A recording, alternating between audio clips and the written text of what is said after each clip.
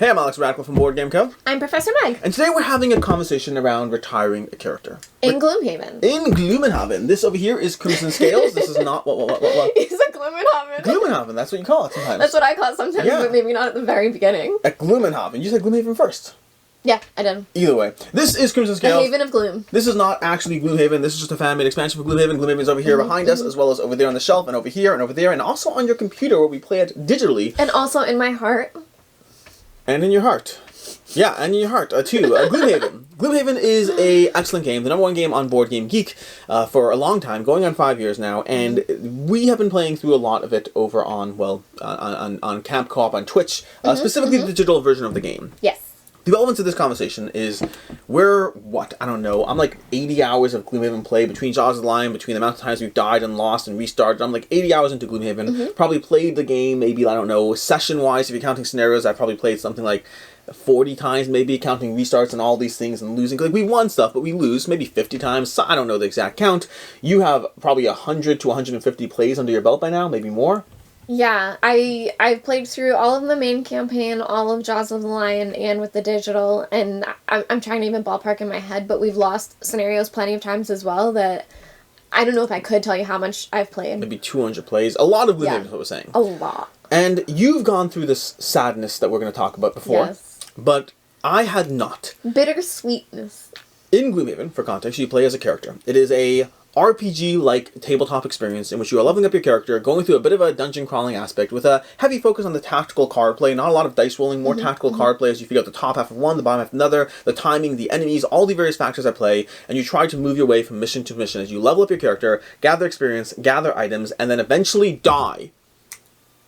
Yeah. You don't die. I was waiting for that correction. She keeps saying that. Basically, You can die, but that's something different. Yeah. In Gloomhaven, at some point or another, your character achieves their personal goal, and they retire. And you don't get to just choose that. Sometimes it's obligatory. Sometimes it's like, X thing happens this many times. You see that happen. You encounter this. You've defeated those enemies. You've played this many times. You've died this many times. Exhausted, not dying. Exhausted that many times. And then eventually get to a point where it's like, and now you're done. Not you could be done.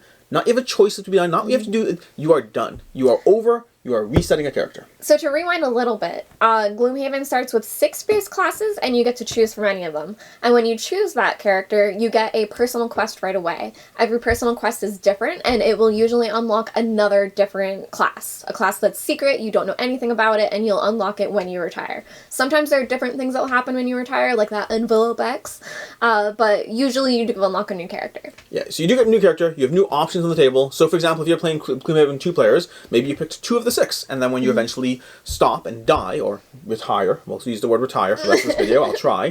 When you eventually retire, you can now pick from either for the other 4 characters of the 6, or alternatively, the new one you just unlocked, or alternatively, new ones that have been unlocked by other players who have retired as you slowly continue to unlock new characters. So you always have a roster of people available, including you can pick the one you had and do it again, if you want, from the get-go, from the start, earlier level, not all the way powered up, not with all your stuff. You could basically grind your way back to the fun, enjoyable experience you were having as you restart. And when you level up in Gloomhaven, you have different level cards, and you get to choose out of 2. So when you hit level 2, you have 2 level 2 cards to choose from, that if you did want to play the same character, which I enjoy playing different ones, but if you wanted to, you could take a different path as well. A pathway in the cards, a pathway of their build, a pathway of the cards in your hand. It absolutely could be different, sure.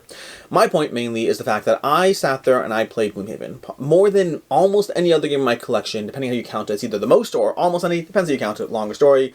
But Gloomhaven is one of my most played games at this point. And it's a game in which, oh, there might be barking in a second, just as a warning, because someone just came in and that triggers all the pets and things. So if you hear barking, is what it is. But there we go, the small bark. But in Gloomhaven, I played it almost the most of any game I've played, and part of that experience has been a process of learning which characters were for me, learning which character I liked, the nuance, the cadence, the style of the gameplay of a character, because they're very different. And That's then, fair. To kind of interrupt you, when I played Gloomhaven, I started with one class right away, played it the whole way through. It was the Brew, absolutely perfect, highly recommend it if you're playing Gloomhaven. You actually started with a few different characters before you even really got into gameplay. Yeah. For me, I played the original Gloomhaven with the, I want to say the Crag Heart. And then I only played a few games, don't even remember my experience with the Crag Heart. Then when I dived into digital, I tried the I tried the Spellweaver. Did not like the Spellweaver. And then I tried the Mind Thief and fell in love with the Mind Thief. a little bit at a time. One upgrade, one level up at a time. Slowly fell in love with this little class who can just pop around, jump, stab, and just do ridiculous amounts of damage that made you feel envious. You're like, the brutes are like gonna destroy you, and I'm like with my Mind Thief, I'm just like stab you in the back and just shiv you. Like it was so satisfying. And then the Mind Thief. I love how you told me I'm envious, and I'm like, oh. Then the Mind Thief retired. I wanted to say the word died, but I used the word retired. Then the Mind Thief retired, and that's the part where it hurt. Muskrat McBoard game. Muskrat McBoard game. It hurt. It genuinely hurt in the sense that I had this character who I fell in love with and learned their style of play and processed everything. I loved the Mind Thief. Yeah. I didn't love Gloomhaven. I loved the Mind Thief. And what level did you get to? I believe 8, if I recall correctly. 8 is... So Gloomhaven only goes to level 9. So to get your character to level 8, sometimes you lose them very early. I've had characters retire at level 5, and you're not ready for it. And then 8 is pretty good. You couldn't have really done much more with him. I could have been happy with him. Just happy. We would have been happy. We would have been happy together. And then I restarted a new character because I love Gloomhaven at this point. What's the big deal? It's not the end of the world. Before you talk about the new character, I also want to say these personal quests are random, and some of them are very controllable. I don't want to get into the secrets of it, but there are some that are having a specific number of things, and you can kind of decide not to do that. Yeah. Yours was unavoidable. Mine was unavoidable. It was the number of times you exhaust, and we weren't good at the game. I said I was going to do spoilers, and then do spoilers. Okay. Sorry. I'm sorry. Minor spoiler to what a personal quest can be. Anyways, apologies for that. So, maybe I'll bleep it out. Maybe I won't. We'll see. It's not that bad. It's not that bad. Anyways, but going back to the conversation. So I started Gloomhaven again because at this point I loved Gloomhaven. At this point I had learned the nuances. I was in the ins and outs. I was dozens and dozens of hours into the campaign, and I thought I loved Gloomhaven. And I enjoyed my experience with Gloomhaven significantly less for several weeks after. Yeah. Several weeks. I died. My character died. Went back to scratch. I started choosing another character. Actually, interestingly enough, perhaps poorly enough, I think I went directly to Hatchet. I went to Hatchet from Jaws of the Lion. We bought Jaws of the Lion for this. Yeah. And I dove into Hatchet, and I thought Hatchet was interesting. But I didn't love Hatchet. I didn't love the picking up your favorite every single time, and so I played a few games of Hatchet, and I was like, I'm going to try the Spellweaver again. Because now I know Gloomhaven. Now I actually know what I'm doing, as opposed to the first time I didn't know what I was doing. And so I started again. Spellweaver is a little tricky. There's a bit different mechanics there with management that I think it's better to try later on. Yeah, and I liked it a lot better. I liked her a lot better the second time around, absolutely. But it was no Mind Thief. She was no Mind Thief. She didn't feel like she had the energy or the damage. She felt like she was a lot of cool concepts, but no just shivving someone in the back and just taking them out. I just love that aspect. And I think that's the point when I suggested to you, you could just try the Mind Thief again. And I was like, no way on earth am I doing the Mind Thief again, because there's so many classes in Gloomhaven, there's so many opportunities, so many options. I'd rather take another brute and just breed it up with. I should have taken another brute and breed it up with you. Oh, that would have been I should have done that. I do wonder in digital if you can have 2 of the same class. Only way to find out. I'm sure. Either way, I just found that I learned to love Gloomhaven, and then I loved Gloomhaven less. I had that aspect of just not loving the characters I was trying as much as the character I had learned to appreciate and be good at. And for context, I've since found the Scoundrel. I've now played the Scoundrel. We had 5-6 games of just me being less excited for Gloomhaven Night. And then I tried the Scoundrel. And the Scoundrel was similar to the Mind Thief, which is actually why I avoided her at first. I was like, I want to try a class different than the Mind Thief. But eventually I was like, you know what? Why don't I try the thing that's similar to the thing that I love? And indeed, the Scoundrel feels... I'm going to say that shivving in the back thing again. It's like stabbing a shiv in someone's back, dancing into the room, turning invisible, managing to just take people out while somehow being squishy and yet not dying. I love that challenge. Almost every one of your moves is move 4 or 5. They're all. I have a move 6 card. Nuts. I have a move 6 card, Meg. It's insane. They just dance around doing whatever they want and somehow not dying. Do you know how infrequently I've died as a Scoundrel?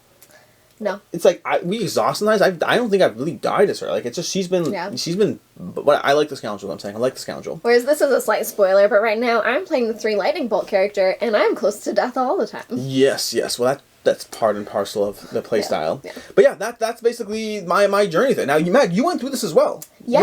You're first. Let's talk about your journey in retiring. Yes, and I enjoyed being able to see you go through this journey, because I kind of anticipated that this would happen, that at some point you would hit a class that just wasn't feeling right. In the beginning it was a little more understandable because we were learning the game, but Did you say you've enjoyed watching my pain? It feels like you said that. Only because it's something I think that happens to everyone that plays through Gloomhaven. I mean, I don't know, that's generalizing, but that is exactly what happened to me with my playgroup. I think everyone breaks a bone at some point in their life. I don't enjoy watching them go through it. Anyways, go ahead. Anyway, I don't know.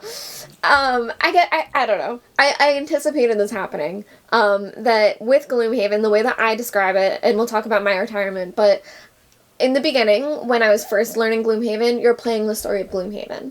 And as you're playing through and you're customizing more and doing more things, it starts to feel like your own story. And you're getting to choose different things with scenarios and you feel like you're building it. And then they take your character away from you and you're reminded you're not playing your own game. You're not playing your story. You're playing the story of Gloomhaven and you're going to play it the way it's meant to be and the way that it's built for you. I kind of love that. I love like the little bit of pain that it gives you, that it kind of forces you to do things you're not comfortable with. It feels like Game of Thrones and like they just killed the main character Yeah. and you have to learn to love someone else again. And sometimes you do, and other times you don't. That's the thing, is that you learn to love a new class, so it's like, hurt me again. I enjoy it.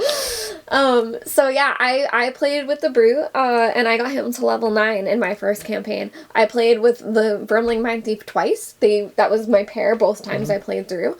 And when I played the first time, we both retired in the same exact scenario. It just happened to be that I needed something that was a condition in the scenario, and the Vermling needed something else that happened, and we both retired together. So it was very fun. It felt so climactic, and it was a very big battle, really, really fun.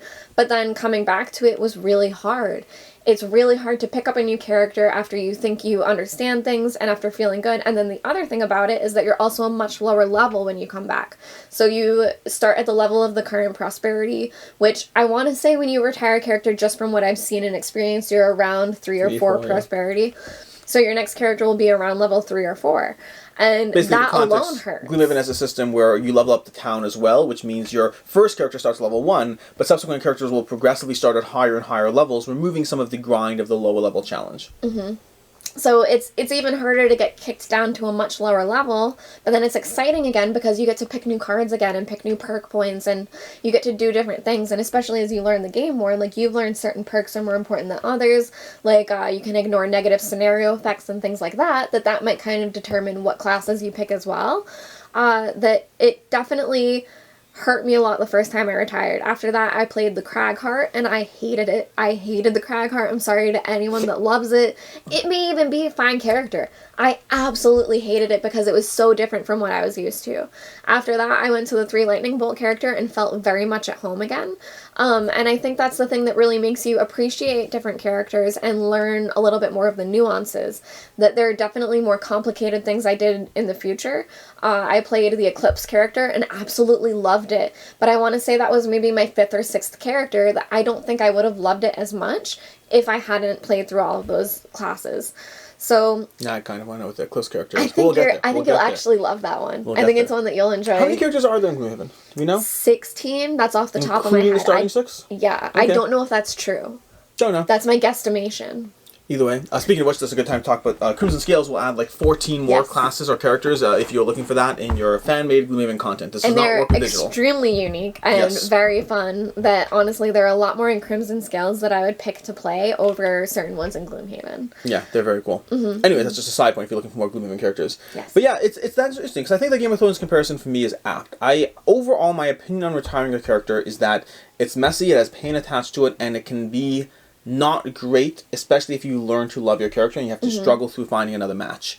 But I also think it does, like Game of Thrones, like these shows or where you're actually willing to have consequence in it. Knowing your character is temporary, knowing there's a degree of something actually, like you don't hit that cliff where you just level up to max and now you just do the same thing again and again. Gloomhaven says, hey, we're going to give you 90 games to play through, but we're also going to force you to not just do the thing you've gotten good at and make the game stale. We're going to force the game to challenge you. We're going to force the game to confront you. We're going to force you to find something you love, fall apart, and then find something you love again and learn that process. And I think for a game that's going to try to be 90 game sessions and more and whatever, I think the system works. Mm-hmm. But it also comes with pain. I think that's part of why I said I enjoyed watching it happen to you, that I enjoyed you not picking the Vermling again. Yeah. I thought maybe, you could have, and it definitely would have been a fine choice, and you were comfortable with it even until we unlocked more characters. Yeah. Because at the time we only had 1 unlocked plus the Jaws of the Lion characters. So I would have gone through every single other character rather, and I think that's part of it as well. That's another thing that's nice about it, because Gloomhaven does this thing, it's another pro, which is a good point, which many games try to give you the variety of character experience, and for many people, you're not actually going to play through the game enough times to need it technically. You kind of want the access access to it, but I'm not going to play through 15 different characters. Gloomhaven is like, actually, we're gonna make you try a bunch of these, and some will work for you, some won't. But you're going to play more than one. You're going to need that variety because we're forcing you to retire. I almost said die. We're forcing you to retire so that you can experience that access. And I like that as well, because I walk into so many game experiences being tempted by the smorgasbord of characters and usually never actually trying more than one. And I think it does definitely involve you as a player within the game, that, you know, touching on things like the rules and complication of characters, starting with the base classes, learning as much as you can, and then diving into more complicated classes. I think you still have a lot more that are a bit heavier than you've seen that I think you'll really enjoy. I'm excited. But yeah, that's Gloomhaven, and retiring a character. It's a fascinating process. It's something I wonder whether games will embrace that more or in different ways. I think there's a cost to it, but overall I'm a big fan of the concept. Something I want to bring up that's not exactly retiring in Gloomhaven, but character selection. As a 2-player game where you're completing those personal goals, it is a bit slow to unlocking characters. So, for example, Alex only had so many to choose from, plus the one he unlocked. You had, 4 others? Yeah. Other than what we played? So it is a bit trickier at 2-player. That's something that has changed in Frosthaven. In Frosthaven, when you complete a scenario, you'll get different points that, I don't know exactly how this is going to work, but you'll be able to pay into unlocking other classes. So you're not exactly tied to the player count, and you'll have more options available to see more throughout the game when you're ready to retire, or when you do retire, not when you're ready, but when it happens, you'll have more available to you. So that's something I really enjoy and want to see in Frosthaven, and I'm excited for us to experience it because that's the only thing, is that at a lower player count, it is a bit tougher to see more classes. By the time, you know, when I was through with my original campaign, I believe we unlocked 1 or 2 classes at the very end and never got to see them in play at all.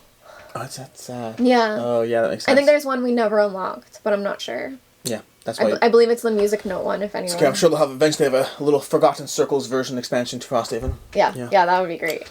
In any case, that's it. That is basically the conversation. Gloomhaven is a fantastic game. This is just a conversation about something about games. There are many aspects of games you don't always see until you're, dozens of hours or dozens of plays into it. And with Gloomhaven being a campaign game that we're actually going through, or you've gone through already multiple times, there's elements of it that are fascinating to talk about, to experience, and to possibly just warn you, honestly. Just warn you that this pain is going to happen. Yeah. With that, I'm Alex Radcliffe from Board Game Co. I'm Professor Meg, and if anyone who's played Gloomhaven can do us a favor, let me know in the comments below what your first character you retired was. And did you love the next one? Yeah, I'd love to know. Yeah. In any case, until next time, I hope you have a good one. Bye.